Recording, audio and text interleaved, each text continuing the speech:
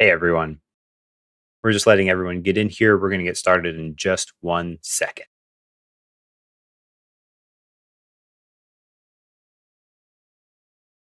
Let me know if anything's going wrong. You can't hear me, anything like that. Should be okay.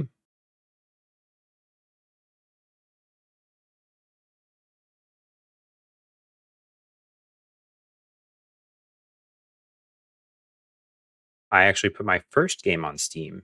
My very first one. I was dumb enough to make a multiplayer game, and it was free, but it was not very good. So I have. But are you talking about the free and open source micro games or other games?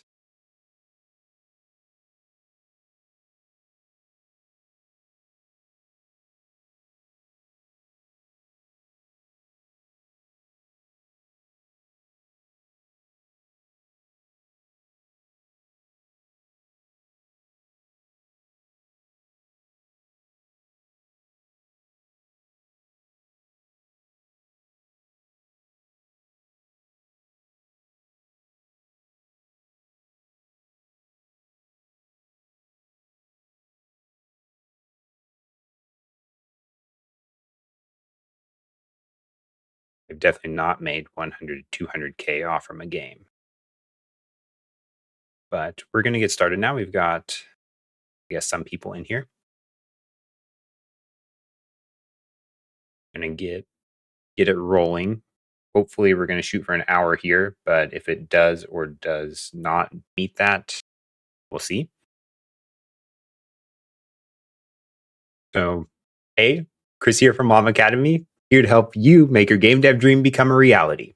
We're going to talk about the Unity navigation system in 2025. It's gone through some pretty substantial changes. It used to be the old system, you would bake one time and it only had one configuration. So Unity's introduced some new stuff that makes it a lot cooler and a lot more robust. We're going to look at what we can do and some things like some common scenarios that we can go through. If you want to follow along, I think I need to hide myself for this part. You can download the full project, starter project on GitHub. That's github.com/LlamAcademy/Unity Navigation 2025. I'll put that in the chat as well. A little bit easier to get to.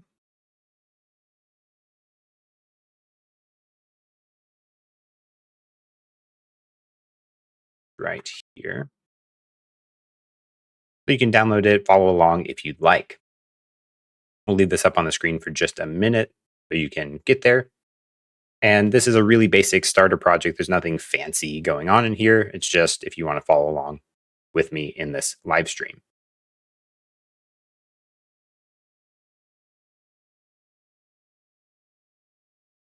And again, this link's in the chat as well. A little bit easier if you are operating on a computer. So we'll move on. How do game AI agents understand where they can move in a game? That's really the core thing of navigation. And that answer is with a navigation mesh or a NavMesh. This is in Unity and a bunch of other game engines as well. All largely use NavMeshes. So what this is just a data structure that allows AI agents to interpret the world as a collection of areas with some additional metadata, such as, well, how much does it cost and whether this area is pathable or not. So if we have something like some grass or some concrete, probably that's pretty easy to traverse. Maybe we'll give it a cost of 1. But if we have something like water, that may be significantly more challenging to go through. Like if I'm going to go through a river, it's probably going to cost more to go through that river. So we may weight that higher. And then the navigation system will say, hey, this area is water, so that's very expensive. We're going to try to go around that on this bridge, unless it's just the bridge is way out of the way. It's just easier to go through the water. All that data is captured in this NavMesh. And using the Unity navigation package, we create or bake these with the NavMeshSurface Component. There used to be an option to do this in the editor. In the navigation window, you just click bake. We don't do that anymore. We use the NavMeshSurface Component, and we're baking it just like we do lighting. It's just a pre-computed thing instead of having to compute it at runtime. The NavMesh agent is the thing that reads that baked data. So it understands how to process it and controls how the agent moves on that NavMesh. And we're going to look at all of these in the editor right now. Oh, I also have the slides available for you guys. Let me put those if you care to take a look at those in a little bit more detail. You can go here. Meanwhile, we're going to open up the Unity editor. So if you've checked out the project, you'll be able to see exactly the same thing. Otherwise, you can just watch here. So this is our pretty simple scene. We've got two cylinders that are going to be our NavMesh agents that are going to move around. So this one's a little bit taller than this one to demonstrate that we can have different NavMeshes now. Like this little guy should be able to come here and go under the door. But if the top guy tries to do that, well, he's too big. He shouldn't be able to go in there, right? So that's the core thing here. We've got a little bit of water using that scenario we were just talking about earlier. We'll make it where the call agent will consider, well, should I really go through here or should I try to go around the edge? And we'll make it where maybe this water's too deep. So this guy, the short one, just can't get in there at all. He'll drown. He can't swim. So we're not going to let him walk through this water. We've also got some stairs that we'll see some issues with and how to correct those. And if we have time as well, we'll talk about how we can connect to dislocated areas of the NavMesh where we can like jump down or something like that. All of that coming soon. So if you want to install the NavMesh agent, it comes by default. Sorry, if you want to install the navigation package, it comes by default in most versions of Unity now. I'm on 6000.2.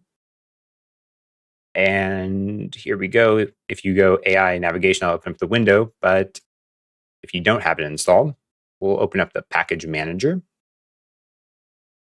And on the Unity registry, you'll just find AI navigation down here.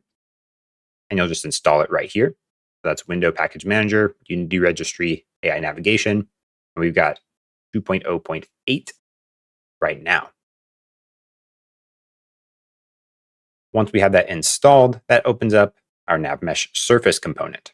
So if we select our world and search for, I already typed surface here, NavMeshSurface, we can attach this to any game object. We can make empty ones, but I'm specifically choosing the world because we've got this set up where all of this static geometry, if I just disable those, you'll see it's basically the whole world besides this ball and those two agents.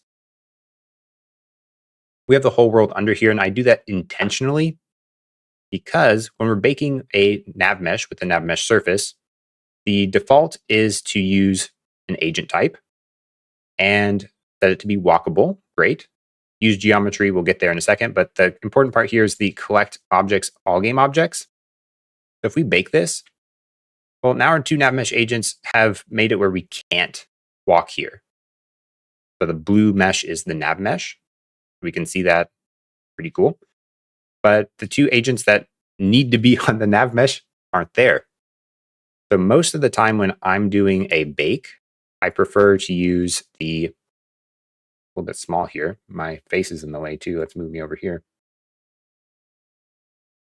The game object's current object hierarchy, which is one of the options here. So if we just select that, that means it's going to only choose this game object and its transform all of its children recursively.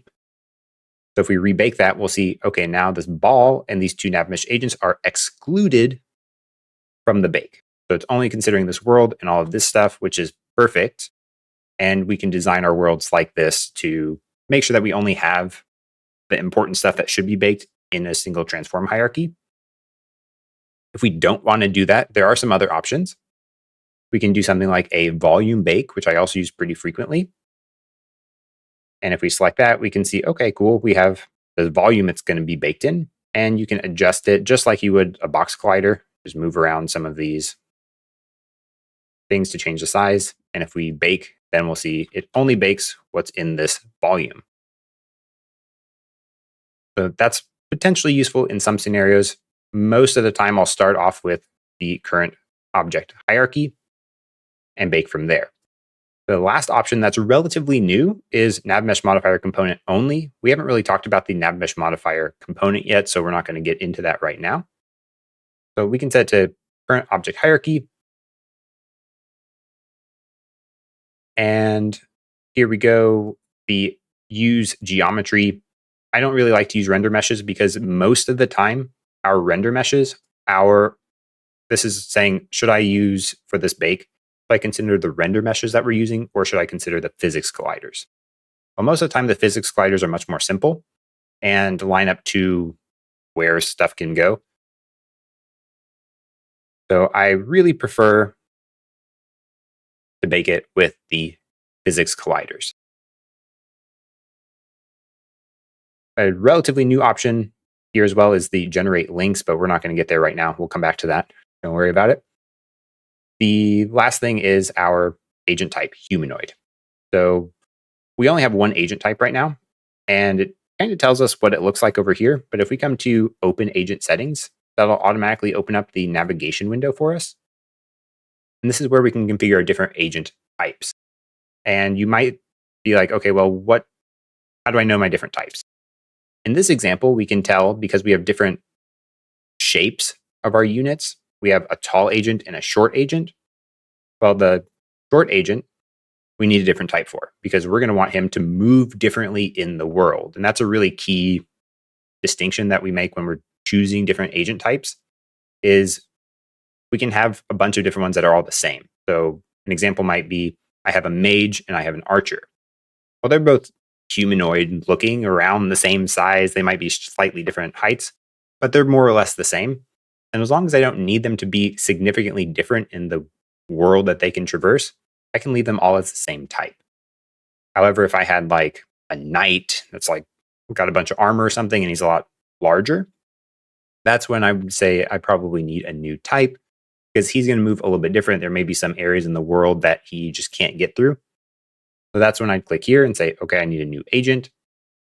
In this case, we have a short. Well, let's just call him a short agent. And the top one we'll call him a tall agent. And you'll see that this name is how we refer to them up here. And the tall agent, this is actually exactly the size of my cylinder. So that's cool. The short agent, however, is about half the height. So we'll reduce the height to 1. And some of the important configurations here are how high of a slope they can climb. That's 45 degrees here. And also how tall of a step they can take. And we'll look at that, we'll look at why that's important, the step height, in just a second. If we rebake our tall NavMesh agent, come over here, we can see that this tall agent has a 0.75 step height. So this guy can walk up 3 steps in one go on the side, which probably is going to look weird if we're playing the game and all of our dudes just like come up the side of the stairs. Probably doesn't make a lot of sense. We might want to block off this area because there may be terrain differences where they may need to really walk up a 0.75 height, but the stairs are just kind of a weird scenario for them to come up the side. Normally, humans would come around and go up from the bottom step.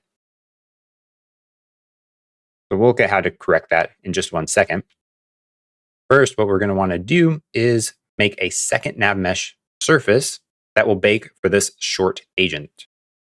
So on the world, we'll just collapse this top NavMesh surface and attach a second one, NavMesh surface. And here we can change the agent type. This is a really huge, important benefit that we get from this new navigation package. Before, we could only bake one navigation mesh for our scene with one agent configuration. Now we have 2 baked, and once we click bake, we see that we get this second overlay. And if you ever can't see the NavMesh, you can open up this little extra window. This is something kind of new with Unity 6. You'll get this icon at the top to show or hide it. And you just want to go to Surfaces, Show NavMesh. If we disable that, it goes away. Here, now we can see it. So here we can see now The second one, and it's kind of hard to tell with two, if you just disable a surface, all one, now we can see, okay, only the short agent's NavMesh. He's going to go mostly the right way here. But importantly, this guy can go under, oh, I forgot to change my collect objects. Oops. Change the current hierarchy. So this small agent now, short agent, can now go under this one, but the tall agent cannot. So with the old system, that was not possible. You'd bake once and that was it. So you had to do a lot of weird tricks to try to support this type of stuff. But now we can have virtually as many as we want. There's a limit to how many we can have, but we can have virtually as many different types of NavMesh as we want. And the agents will understand which one they can traverse and take the right path. That's something really cool. Now, to show all of these problems, or not problems, but to show how all these guys work, we need to be able to move these guys. And most of the time, when we want to do something like this, a simple click to move is the easiest to implement. So let's do that. We'll implement really simple click to move, where we will take either agent, and when we left click, we'll move the tall one, and when we right click, we'll move the short one. This is a very little amount of code that we need to do. So if we come over to Writer, the best IDE, you go to scripts, add a new class. We'll call this one maybe click to move and make that a mono behavior. And to do a click to move with the two agents, we're going to need serialized references to those two NavMesh agents. That way we can see it in the inspector. We're going to need the camera so we can tell where we're going to click and raycast from. We're going to need to know the camera for that. And we're going to need to also know which layers we should raycast on. That's 4 things we need.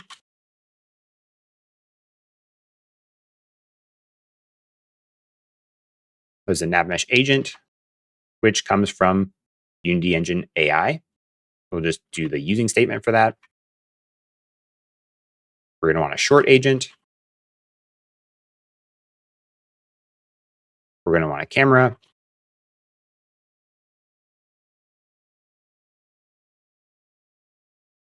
And a layer mask. And to do this, we're going to want to go on left or right click, right? So on update is probably the place we want to do that. So on update, well, before we do an if, we're going to want to get array from the camera. So that's something like camera.screen pointer, screen point to array. And that wants us to provide the mouse position. So with the new input system, we can get that really simply with mouse current position read value, which gives us a vector2 screen position. Exactly what the camera wants. And then if we are left clicking, so that's mouse current left button, and that was released this frame. And then we also want to check if we raycast and hit something. So if physics raycast, I always forget the order of these. I think it's ray out, raycast hit, float max value, and the layer mask. Oops, layer mask. Yep, that looks right. So here we're just getting if we've left clicked and if we hit something with that left click, then we want to make our agent go somewhere. We might say that we want to set the destination of this NavMesh agent. So tall agent, we want to set their destination. There we go, set destination to the hit dot point. And there's another way we can do this as well. Set destination is the way I personally prefer. But you can also just do tall agent destination. These work basically the same. Choose whichever one you prefer. And something really cool that does happen when we set the destination is this hit point doesn't have to be exactly on the NavMesh. So if we come back to Unity really fast, just for fun. If we clicked right here, like right next to the wall, the set destination stuff with the NavMesh agent is smart enough to pick this location, the closest point on the nav mesh, within some range. So there is a point where it gives up. Like if we clicked something like way over here and the nav mesh ends over here, it would be like, I don't know what to do, man. You're too far away. Over picking like relatively close to a nav mesh point, it figures it out for us. So we don't have to do any extra work. Really easy to just go set the destination. So the other one we want to do is if we right click, we want to do set the short agent destination to it2. And we said we want to right click. I just copy paste, change the mouse current to right button, breakcast2, and short agent to it2. That's all we have to do for code. I'm not seeing any questions in the chat, so I'm going to keep gliding through here. Okay. Now all we need to do is hook up our script and our NavMeshAgent configs. So on our camera may be a good place for this. Let's do a click to move, call agent. We can't hook those up because we haven't attached to the NavMeshAgent yet. The layer mask, we'll just pick default. That's what everything's on right now. And we'll connect that camera. So both the tall and the short agent, we know we need a NavMeshAgent. The important part here is we want to set the agent type because that controls which nav mesh they're going to be walking on, right? We want the tall one to walk on this one, and we want the short one to walk on this one. If we set it inverse, then we're going to get some weird stuff. Just really quickly, the base offset, if you have a model, you want to align it to how tall this thing is. So here, if we adjust the base offset, you can see this cylinder, which is where the navigation system thinks this agent is. So we want to set it roughly the right size. In this case, 1 is perfect because this is a 2-unit tall unit. We'll go through the steering and all this stuff, but something really important I always do is set the stopping distance to at least the radius of the NavMeshAgent. And we're going to look at why that is once we set destinations. Actually, we'll look at most of these once we hit the destination. So let's just hook up the second one, agent, short agent. We can see the base offset there automatically looks good. And everything here looks okay. Just change that stopping distance to 0.5. Is there a rule of thumb on sample distance like order of agent radius? I will usually do something like well, it really depends on your world a little bit. So if you're going to do a sample position, and what that means is if we clicked, like just for everybody here, if we click right here and we want to find the nearest point on NavMesh, we use something called NavMesh.SamplePosition, which will tell us the closest point on the NavMesh given radius. So in this case, if we picked a radius of something like 0.1 and we gave this exact position, it wouldn't find anything because it's too small. So the question is, what's the rule of thumb for how large of a radius I should choose? Because the larger radius you pick, the slower it is, right? So it a little bit depends on your game. If you have like multi-level heights, like in Dino Attack, for example, the open source micro game I'm covering right now, it makes a little bit more sense to include the height of the agent there because maybe you need to go up or down.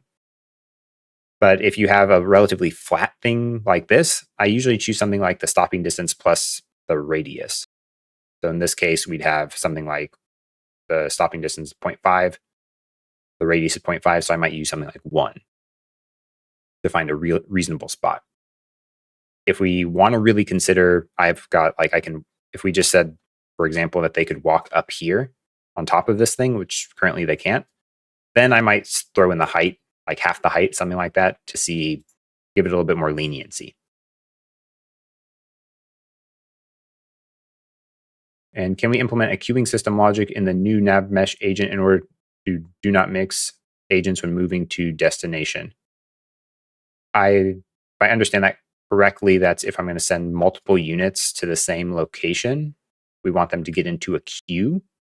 That is not something out of the box supported. You'd have to implement that.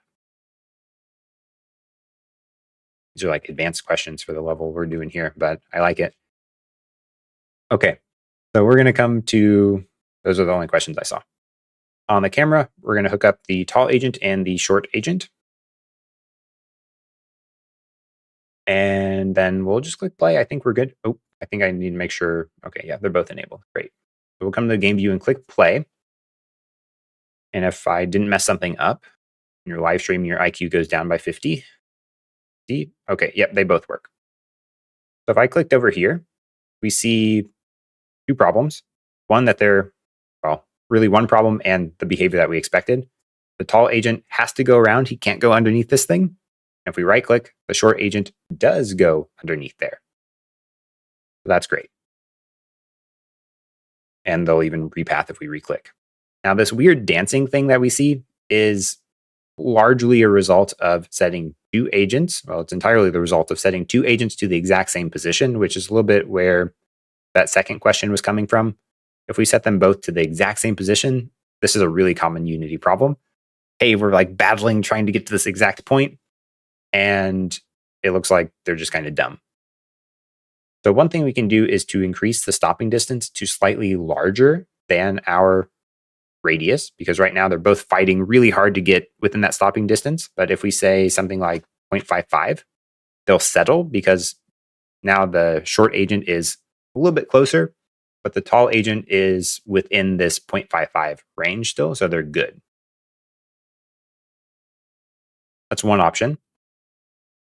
Another option is where we get into this obstacle avoidance stuff, and we'll talk about that in a little bit. But I want to first go through some of the steering because these are a little bit less intuitive than they seem like they should be.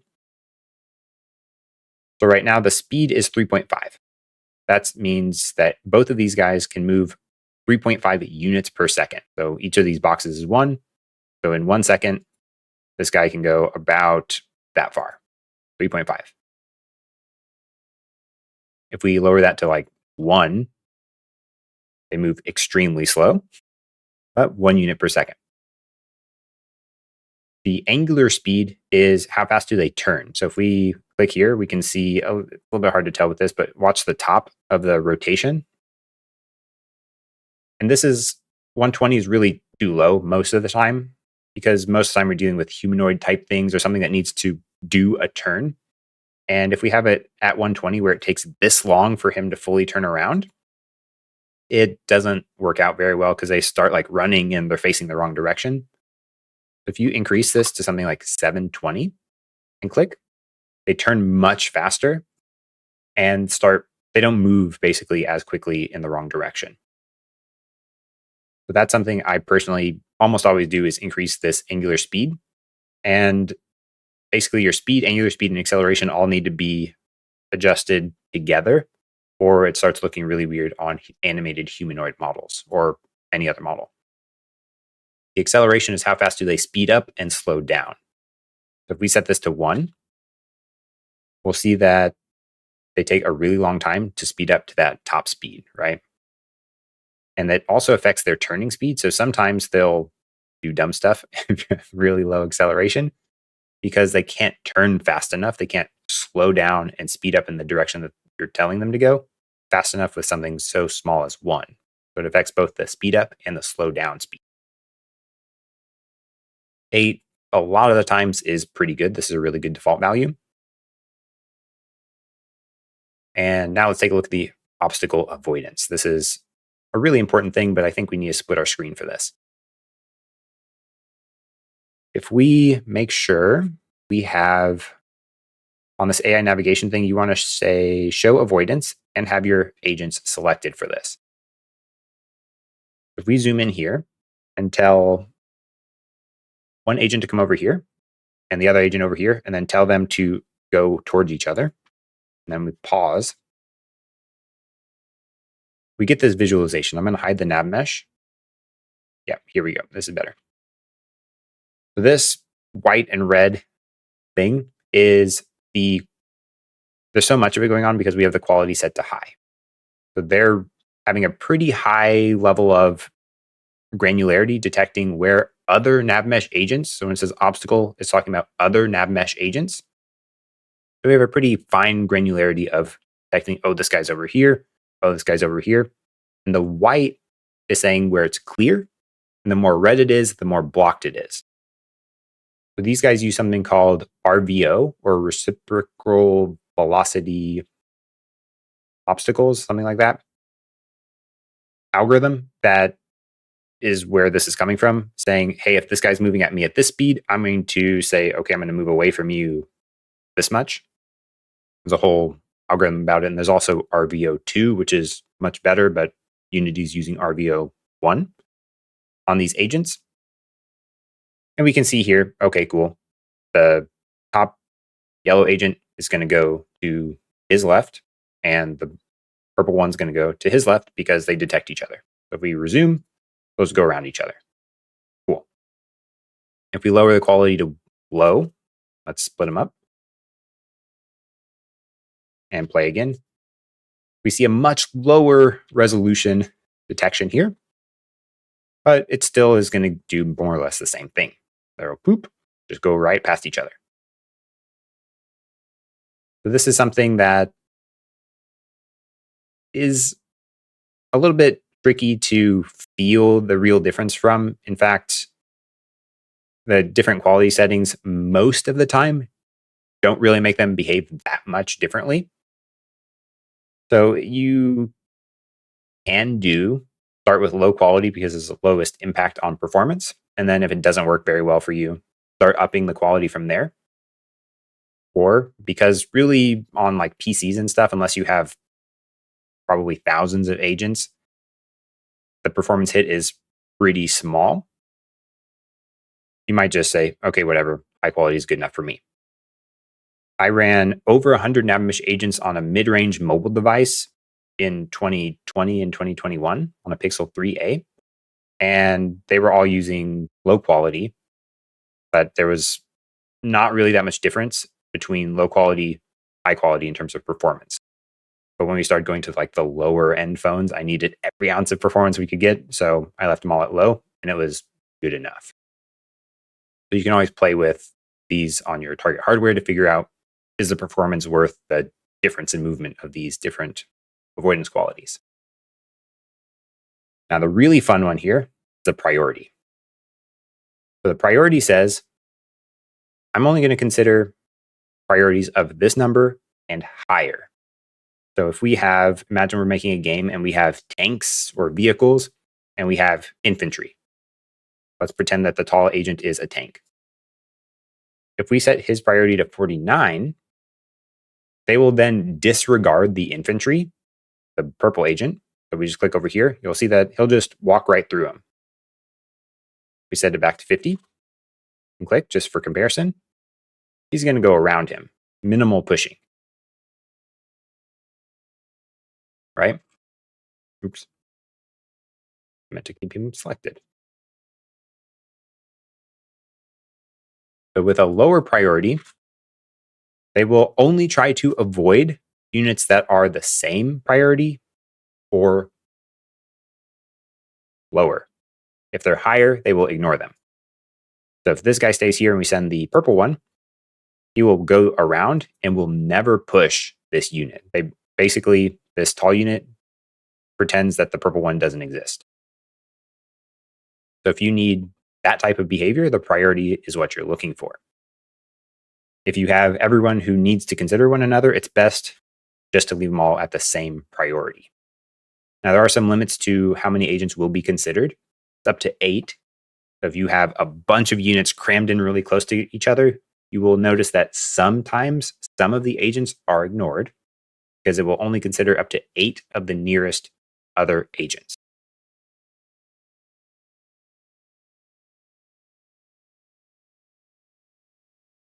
Cool. I'm just seeing if any questions come in. Oops. All right. So from here, that's all the NavMesh agent stuff we're going to talk about right now. Unless a question comes through about them.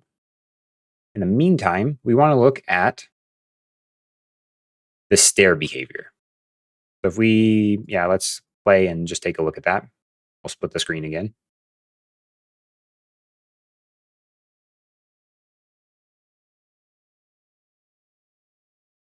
If we send both of these agents up to the top here, we're going to watch the scene view. This yellow agent, just like what we were talking about earlier, just walks straight up the side of these stairs because it meets their 0.75 height requirement. So that's not great. We probably want to force for stairs them to come from the bottom step. Well, let's look at how we can do that. First, I'm going to update these stopping distances to 0.55. Oh, I see a question. What is the best way to get remaining distance of an agent? Having a serious issue with remaining distance gives me previous distance for 3, 4 frames or infinity. That's a little bit more of a tricky one. So if we're going to have agent remaining distance should be relatively accurate. Unless you are currently calculating a path. You're calculating by looping paths, corner summing the distance.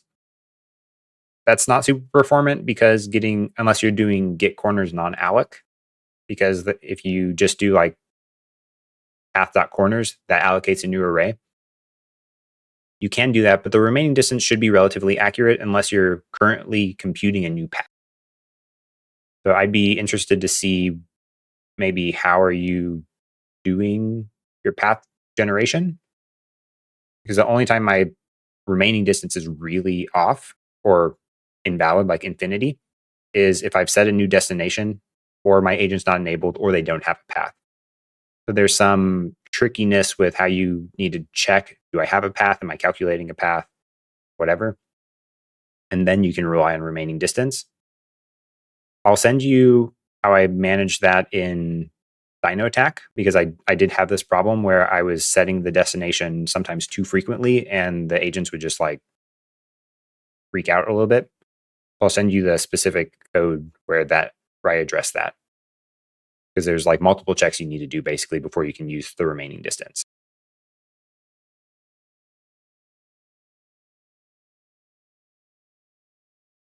All right, remind me at the end when we get to the Q&A, just in case I forget about it, and I'll make sure I send that in the chat.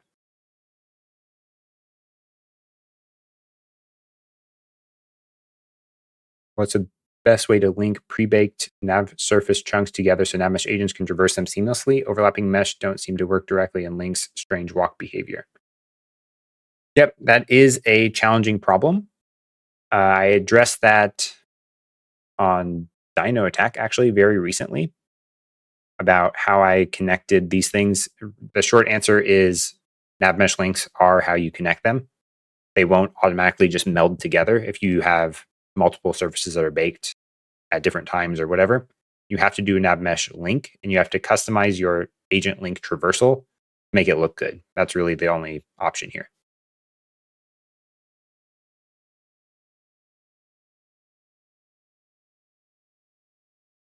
Those are all the questions I see right now.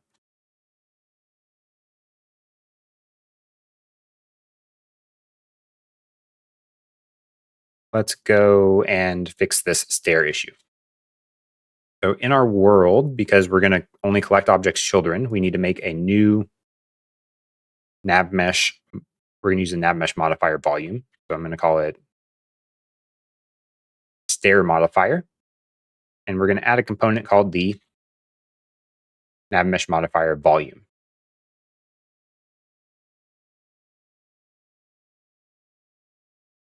So this is a volume, much like what we were just baking the surface volume. Works just like a collider, like a box collider. If we edit the volume, what we want to do here is say, in this area, this is not walkable areas. So if we just align this to the edge of the stair and move it down to around the bottom step, something like this, we can say, what's the area type? Well, by default, the NavMesh surface is saying all areas are walkable. We set that up over here, right? Default area walkable.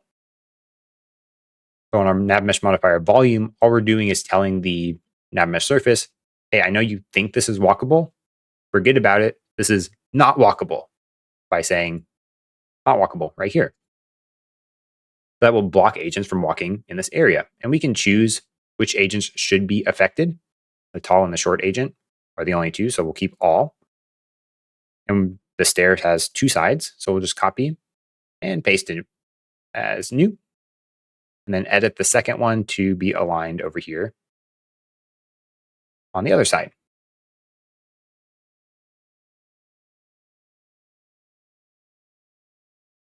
Like that. Cool. So if we save this and just rebake both of these agents, as soon as we do that tall one, we see that agent NavMesh has shifted. So now they have to walk around and come up the middle of the stairs instead of trying to jump up the side. So if we rebake the short agent, now they have the same behavior. That's going to look a lot better when these guys come around here.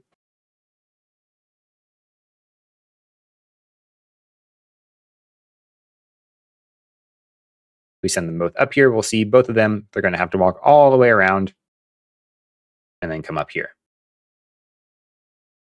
That looks much nicer.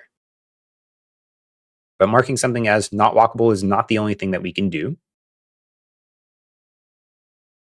We leave play mode and come over here to our water.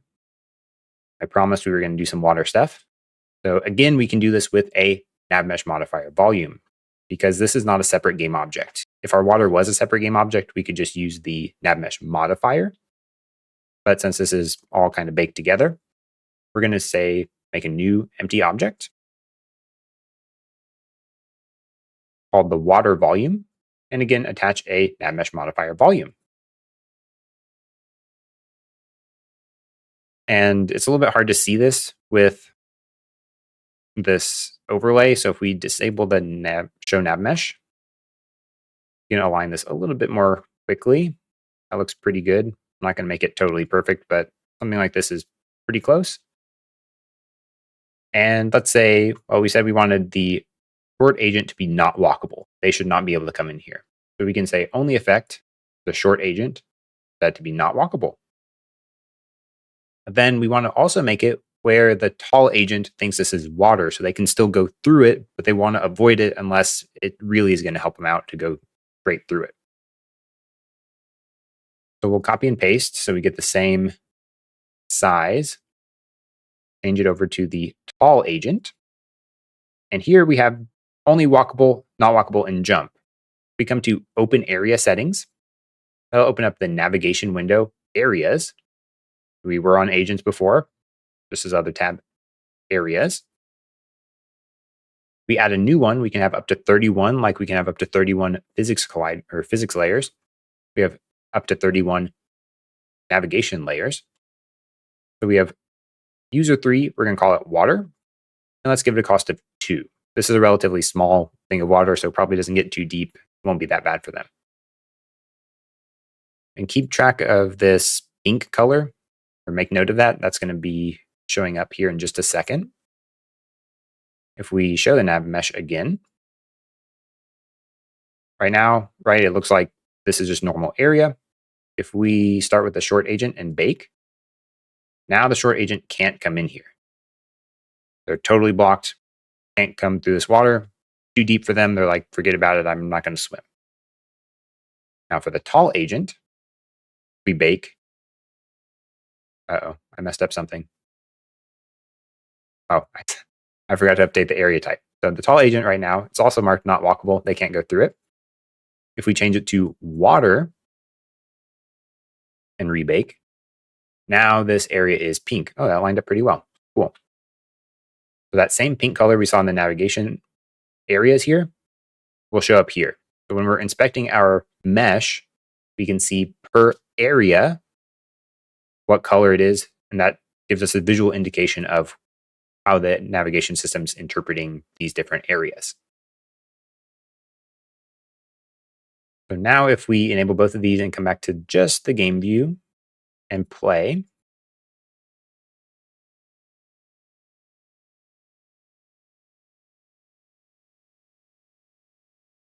bring both of our guys over here. And if we send the purple one to the other side, 100% of the time they're going to run around because they do not think this is walkable area. They can't make it through, regardless of what we do. The tall agent, however, if we send them like right here, they're going to try to go around the edge, right? They're like, oh, let me try to avoid going into this water because it's expensive to go through there. Even if we go right here, yeah, forget about it. I'm going to go around. We put them in the middle and say, come here.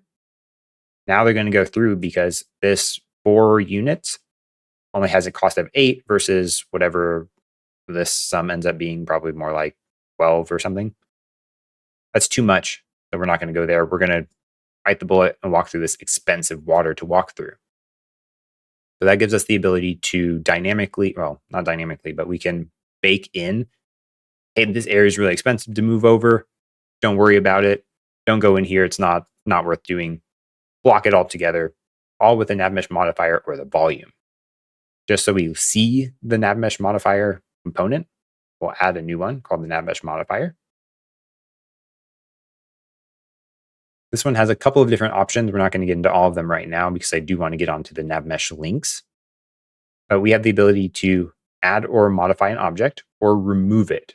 So if an object is for some reason excluded, you can forcibly override that and say, add this or modify whatever it says.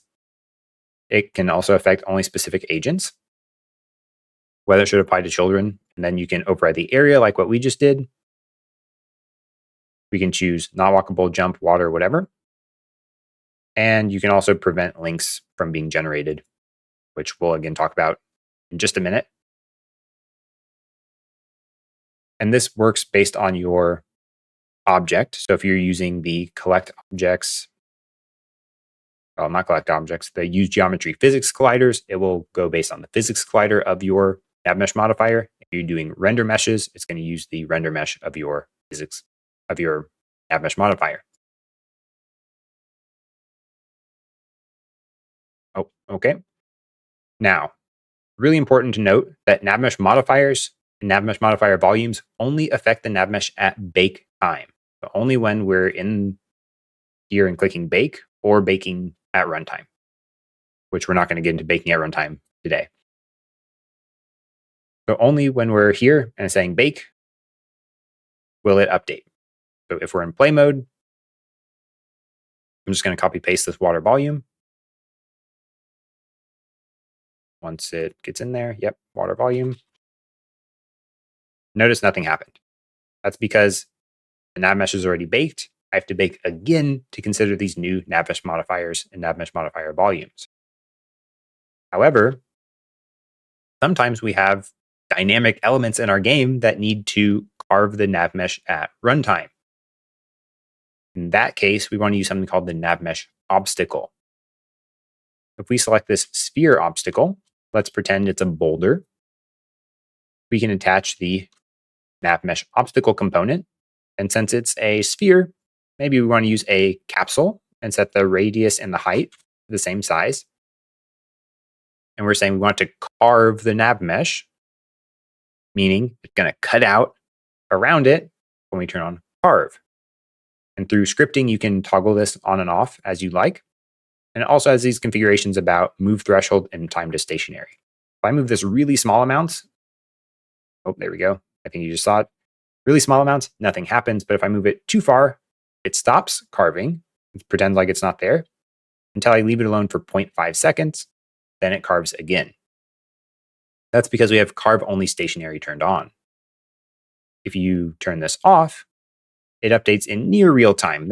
You can tell it's a little bit jittery on how it moves, but it's pretty smooth. And this is also a pretty fast operation.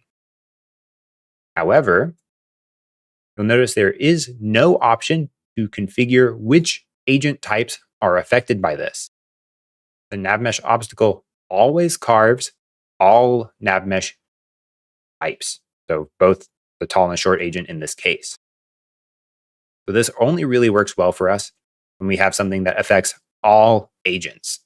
If we need this like granular control, like what we have here with the water and the blocking, that's where we have to use a NavMesh modifier or NavMesh modifier volume. Really important distinction. And that's also somewhat tricky because then we have to rebake somehow at runtime. A really important limitation and difference between these two, the NavMesh obstacles can be placed at editor time. or at runtime, and they can carve in real time as we move stuff around. So for example, if we take both of these guys and tell them to come over here, let's split the screen again. Messed up that a little bit. Okay, now we bring them both over here, and we take this obstacle and whoop, we put it there. We block that agent, and he has to repath around because we blocked his current path. That's a really cool thing we can do with obstacles, is move them around and mess with our agents. If I come over here, we can even like try to push them around, and they'll try to get to the middle point again. So that's just some of how the obstacles work. I'll reattach the obstacle just so this one stays in here with the, here we go, carve and always carve. Cool. Okay, I do want to get into NavMeshLink, so we're going to run a little bit longer than the initial hour because I do want to leave time for the questions at the end. So if you've been in here the whole time, you've been hearing about some links. We've talked about them, talked about off-mesh links, talked about NavMesh links. What the heck are these things? Well, if we start here on the surface, we have this option to generate links. What that does, well, it kind of tells us here, is automatically will place something called a link, which is how we connect two disjoint areas of the NavMesh here. So like on top, if we want an agent to be able to jump down, that would be through a link. The old name for this, and really kind of the low-level internal NavMesh thing for this, is called the off-mesh link. The NavMesh link is the high-level component that we will use to generate it. So if we create an empty object, call it NavMesh link, attach a NavMesh link component, we'll get this little visualization, and it has a start and an endpoint. Most of the time I get this backwards, but the world Z, or the object Z here, the loop, is the end point, and this is going to be the start point. So we want to go 180, okay, 180 degrees. We're going to want them to start on top here, roundabout, and stop somewhere down here.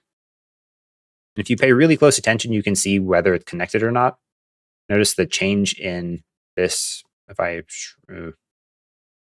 this arrow, it kind of goes transparent and then darker, a little bit subtle. An easier way to tell is if you increase the width, something like 1, you'll get a valid link here. Oh, well, I messed that up. Here we go. We get this blue overlay like what we have for the NavMesh, saying, hey, these two areas are now connected. Let's do that again without the width. So here it's good. Up here, not good.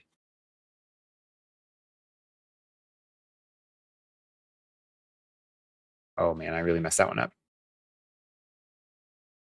Good, not good. Good, not good. Good, not good.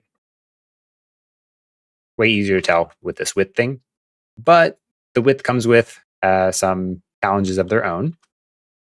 Get this back on here.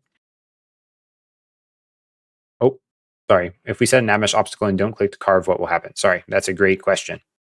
So over here, if we have this NavMesh obstacle and carve is turned off, basically disabled. That means that the obstacle is not being an obstacle right now. As soon as we click carve, it starts carving if we have these configurations like this.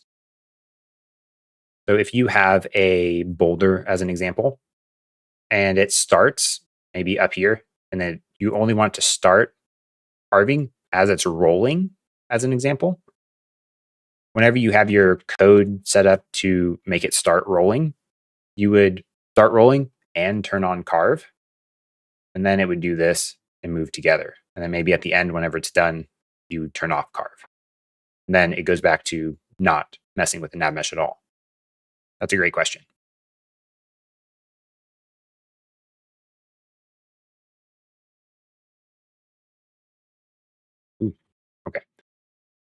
Coming back to the NavMesh link, I think we're going to show the problem with the width. But what we've done so far with this one link of positioning it like this allows us to connect this top part to the bottom part. So if we call this NavMesh link with only a tall agent, we probably want to call it a jump. And we can override the cost. We can override the positions. We can say whether it's bidirectional. So if we look right here, we see the arrows going both directions. If we turn off bidirectional, we'll see it changes. Okay, now I can only jump down. So if you want it to be one way, you turn off bidirectional. If you want them to jump up and down, bidirectional turned on. Activated is much like the carve we were just talking about. If it's not activated, that means you can't use it. So you can dynamically enable NavMesh links by toggling this property. And let's say we just want one more. We'll move it over here. Oop, that wasn't good. Something like this. Towards the end. Okay, and then this one needs to come down. That looks okay, I think. Maybe a little bit lower. There we go. Okay. Now, notice that these only affect the tall agent. So if we click play, and these are also only one-way links. So we set both these agents up here to the top. Oh, I'm lying. I said they're bidirectional. Okay, so we just saw it happen because they are bidirectional. So they'll jump up and down. But it only affects the tall agent, so the short agent has to run all the way around. Now, if we turn off bidirectional, so we can update these at runtime and send them both up here, now they're going to run all the way around. And once they get up there, if we click down here, the tall agent will again jump down. And if you're watching really closely, you'll see that they don't move very nicely over the link. If we shrink the width down to something like 0, which also can be adjusted at runtime, that helps somewhat, but it's still not the best. Let's try again. What I mean by it's somewhat better is they did a little bit of a jitter when it was a width of 1. Let's turn on bidirectional again. They don't move in like quite as straight of a line as you would hope they do. They kind of did that sideways movement over the link. Because the width is there, they think they can go diagonally. So most of the time with a link, I see your question. I'm going to come to you in just a second. With the width of a link, I will only go up to 1 in most cases because that's like the most jank I'm willing to accept. Having a smaller width is generally better, but then you need more links because only one agent can be on a link at a time. This is really a tricky thing to get working well. Because if I have a large number of units up here, and I need more than one unit to be able to jump down at a time, I'll need to place many links, as many as I think I want to have go there. Maybe if I set the width to like 0, then I'm stuck basically taking this and duplicating it a bunch of times. So here I think I now have 8 agents can jump down here at a time, which is not ideal, but that's basically what we have to do. And if we have all of these set at width of 1, then you'll have a bunch of them like crisscrossing as they jump down, which isn't great. So the smaller widths typically are better, but also more tedious because you have to put more of them. So a little bit annoying, but that's how it is. All right, I see a couple questions or question to comment. How do I handle animations during transition inside the link? I covered this twice technically. Once a really long time ago and once relatively recently on my NavMesh link traversal. Let me open up this video. I'm going to put in the chat. So I covered basically a very complex scenario here on moving over a ladder. The ladders are implemented exactly the same as this as a link. Basically, we just take one of these and make it like start down here and end up here. And what we do, the like 2-second short version of that video, is we do an animated scripted sequence of movement and animation to mount the ladder, start moving up the link, and then get off the link. So this is the like Lamborghini version, very scripted sequence of doing a ladder to traverse this NavMesh link. We customize the behavior and basically turn off the NavMesh agent, control it ourselves, and then warp the NavMesh agent at the end to this new location saying, hey, we're done. And then we're done. So watch this video if you want to see the whole process. It was a lot of fun to do, and it was requested by somebody on Patreon. So really happy they did that. I was looking forward to doing that video for a long time and just didn't get around to doing it. It's a lot of fun. Other comment is imperfect movement adds a little detail compared to perfect straight lines. I do agree. I don't feel like the movement that happens with a width of 1 or higher makes it look less perfect, though. I think if you control the movement over the NavMesh link, which is something we do over there, you can add in that imperfection that makes it look better and not just look a little bit janky. My personal opinion on that. They speed up when they are using the link. They kind of do. If we come back here. Oh, I should have just turned all these to bidirectional. Let's do that. Oh, I didn't auto update positions. Okay. We're going to restart. I messed this up. So if we send an agent here, they're bidirectional right now, great. They, I think, appear to be speeding up because they're traveling on that slope, which is a shorter distance, but they're moving by default at their speed, so at this 3.5 speed. But because it's going off the NavMesh and going at that angle, it looks a little bit weird. So I really recommend when you're doing NavMesh links, customize this behavior because it doesn't look very good out of the box. This is one thing that's like leaves a lot of room for improvement.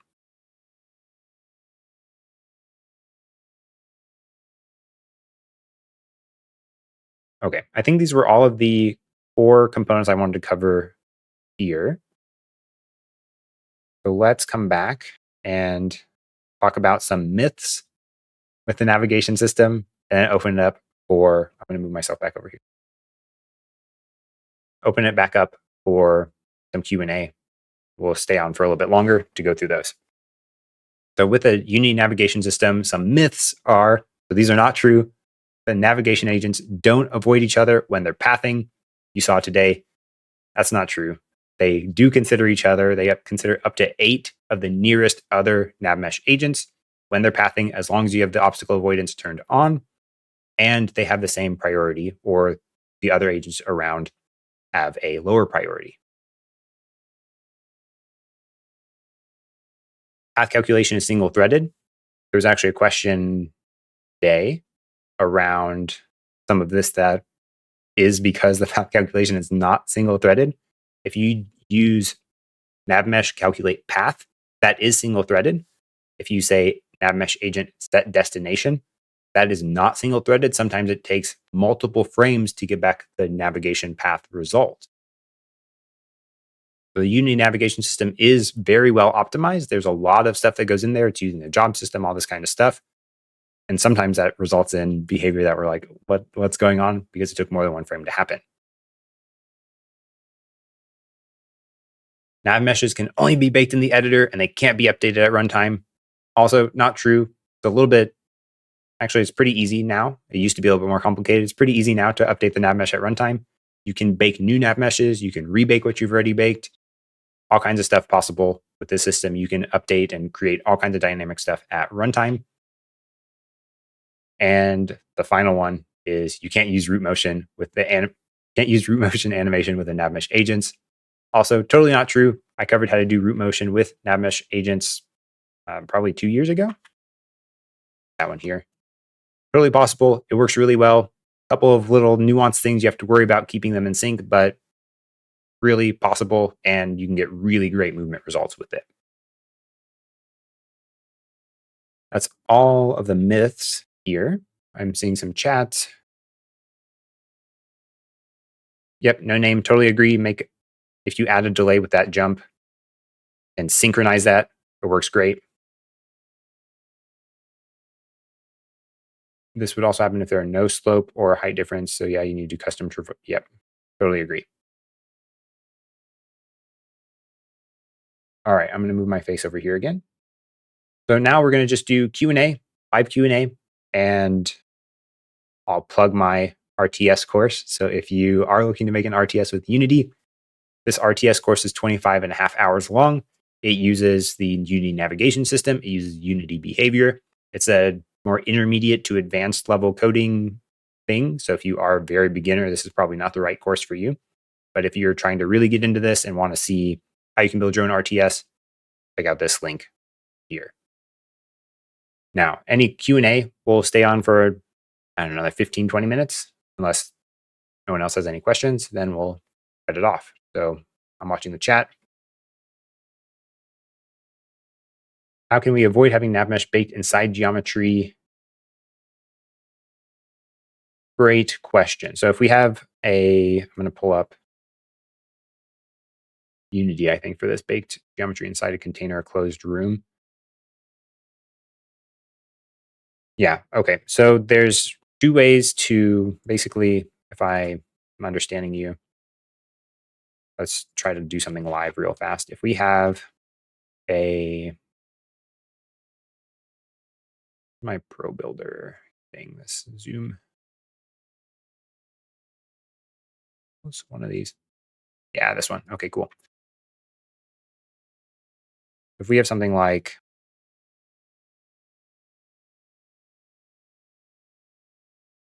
this, ends here.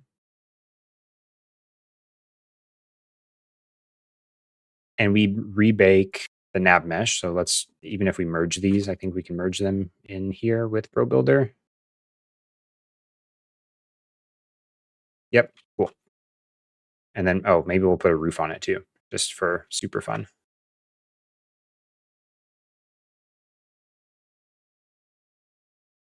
Okay, so this is the best mesh ever. If we have something like this,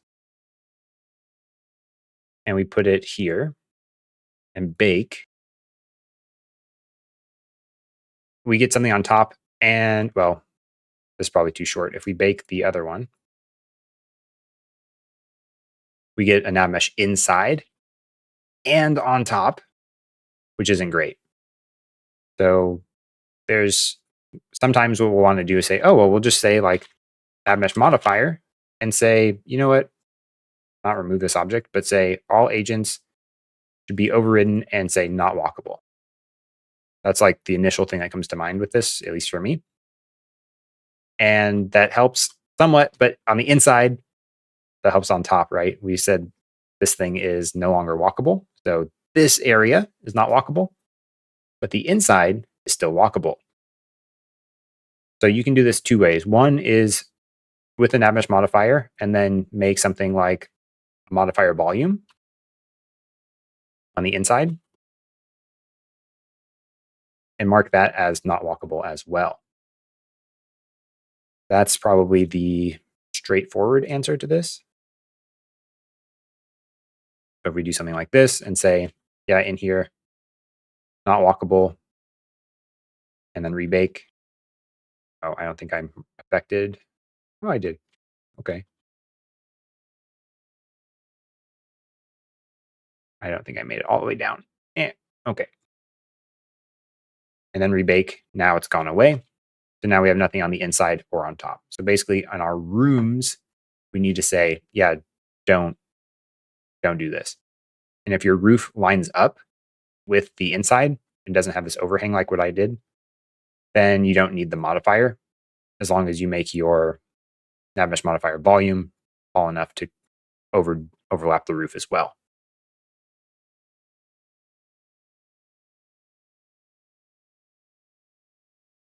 In okay, so that was in multiplayer, how would you have the host handled all the NavMesh and send movement to clients, or should each client handle NavMesh but synced with the host server?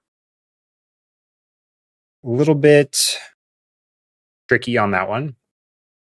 So usually if you're going to do a server authoritative game, which sounds like what you're trying to do here, you would say on the client, so anybody who's not the host or just who's playing, they would just send the result of their raycast click saying, hey, I want to move here. And on the server or the host, they would receive that click through whatever framework you're using and then set the destination for that player's agent. And then you would just sync the transforms.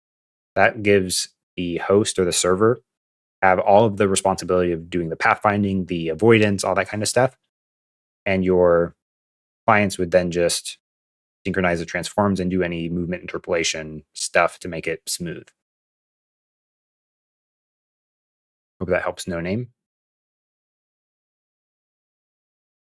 Any recommendations on how to deal with navigation heuristics, maybe due to being knocked off the NavMesh disable? Yep. So I covered knockback on, I'll find that video. NavMeshAgent knockback, which basically is more or less what you're asking for there. If I get knocked back, go off the NavMesh, what should I do? Well, ideally, you don't let them get knocked off to the point where they're off the NavMesh. But if you do that, then you have to take over the control and move them back, or maybe just make them die. So the process of doing a knockback, though, what I did in short is whenever you're going to apply the knockback, you disable the NavMesh agent, do whatever code you need. If you're using rigid body physics or whatever, do the knockback or the whatever.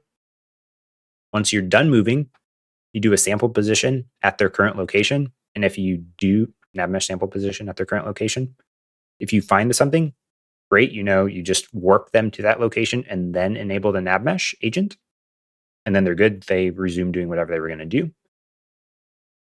It becomes tricky when you go off the NavMesh because you can either warp them to the nearest location on the NavMesh, or you need to have some custom code to say, hey, I'm just going to translate your position back until we find the NavMesh, or something else. It really kind of depends on what your enemies are doing in that case.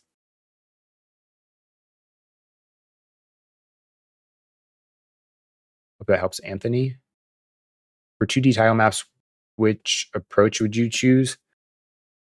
2D is a little bit more tricky because the navigation system does not. That's a really great question for this. The navigation system doesn't support 2D out of the box. There is a GitHub repo I've never used before that claims it adds support for 2D.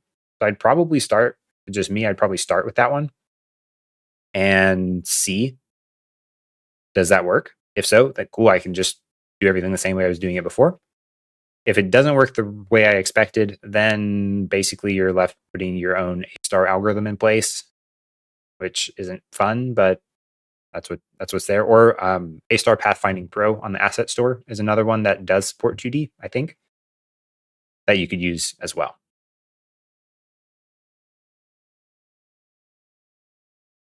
Do I have any advice on how to determine if navigation is possible within a certain radius? I can point to an off-mesh location, but calculate not reachable even within reach. So if I want to find if something's reachable without setting a destination, I do NavMesh calculate path. So Sean, if this isn't the right answer, let me know. So if I have an agent like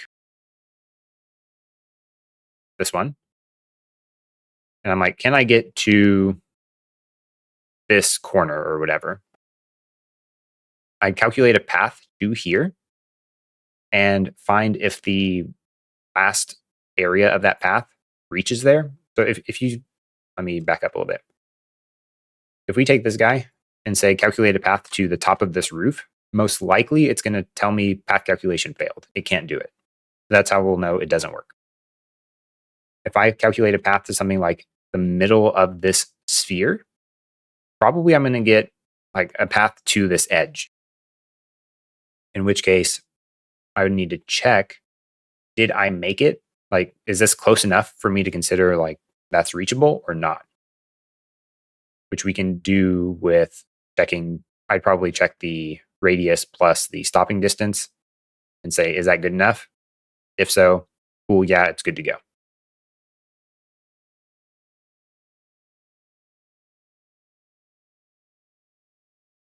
Does that answer the question, Sean?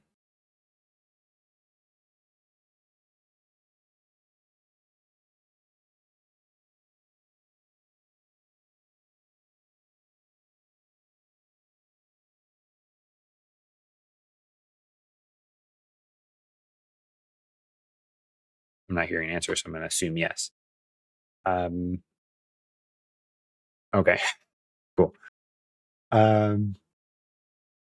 Do I have the link I was going to send about remaining distance? Yes, I'm going to send it. I need to just open up the Dino Attack GitHub repository and find it. It's coming. How can I make a spider walk like the NavMesh vertical NavMesh? That's a great question too. Let me, so the package manager. Something that I didn't cover that I probably should have here is in the AI navigation package, they have some samples. If we import those, they have, I think, 8, maybe 9 different examples. And one of them is exactly this about the walking like on walls. That'll show you exactly how to do it.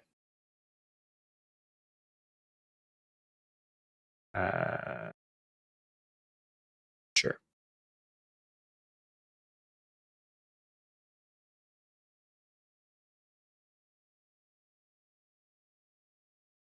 Okay. I think they have a scene about reorientation, maybe?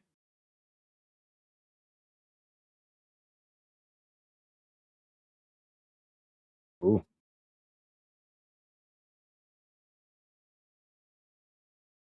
No, that's not the right one.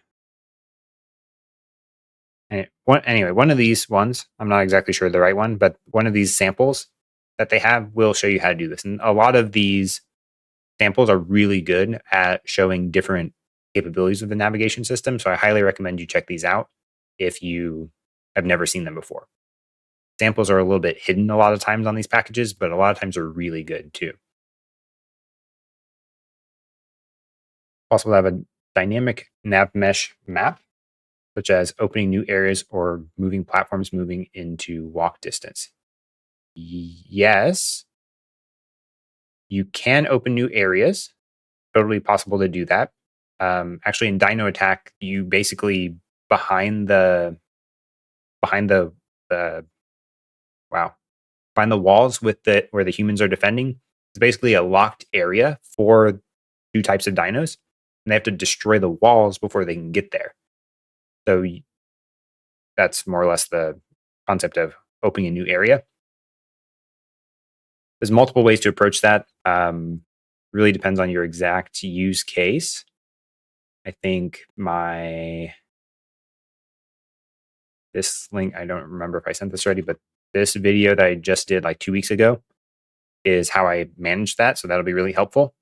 In terms of moving platforms, that is technically possible. I also covered this a long time ago. It's technically possible, but it doesn't work great unless you disable the NavMesh agent. So you can do it. It's just a little bit janky if you're going to try to have the agent move on the moving platform. So if you want to watch that second one I just put in the chat, we do it. Possible, but it's not the best experience, basically. Is there a way to have a NavMesh that adapts in real time to rotating or moving? Oh, okay. So that's similar. The following video, I added rotation, probably linked at the end of that video. I added rotation to platforms. It also works. It's even more janky if you want them to move while they're on the moving platform. So basically using the out of the box navigation system that Unity has if you want moving and or rotating platforms. The best experience is if you get the agent onto the moving platform and you disable the NavMesh agent. If you do want to have them move there, you might have some like custom code to allow them to move on the platform while it's moving. That's going to be a lot easier than a lot more good feeling than having the NavMesh agent try to move on that platform most of the time.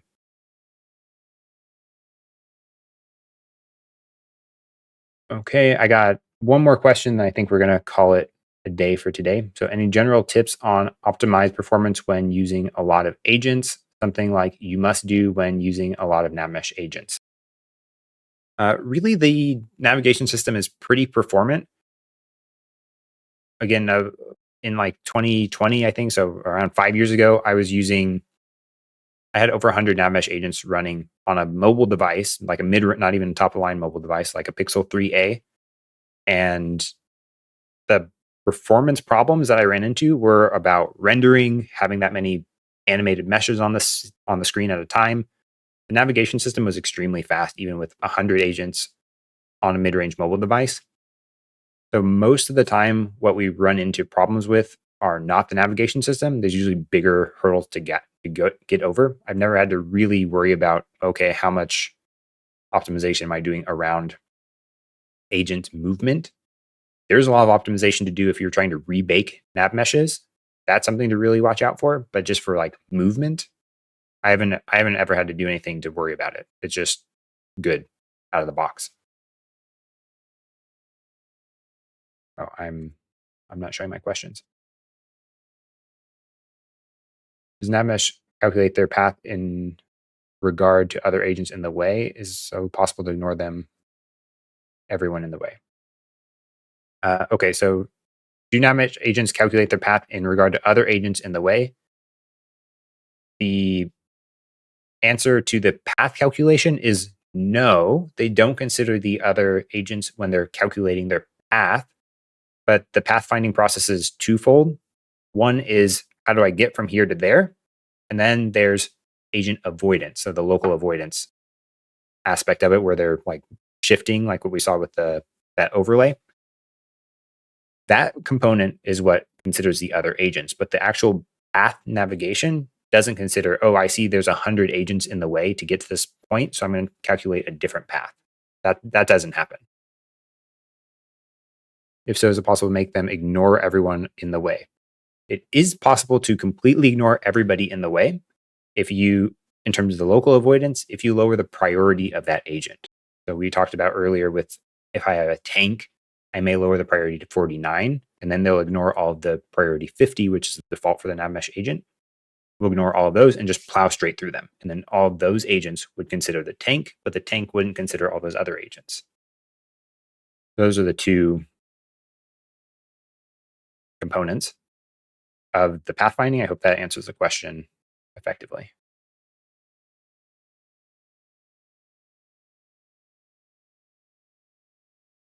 And that's all the time that we have today. I'm going to hop over to the end screen and bring my face back up here. So thanks everybody for joining. This was the first LlamAcademy live stream. I hope you had a really fun time. It was great for me. Hope you got all your questions answered. All of your questions answered. And let me know in the chat if you enjoyed this live stream, if you want to see more of them, what types of content you're interested in for live stream stuff. This was really an experiment. We had a lot of people come in here, so it was really awesome to see all of you here. Have a great week. Have a great day. I'll see all of you guys later.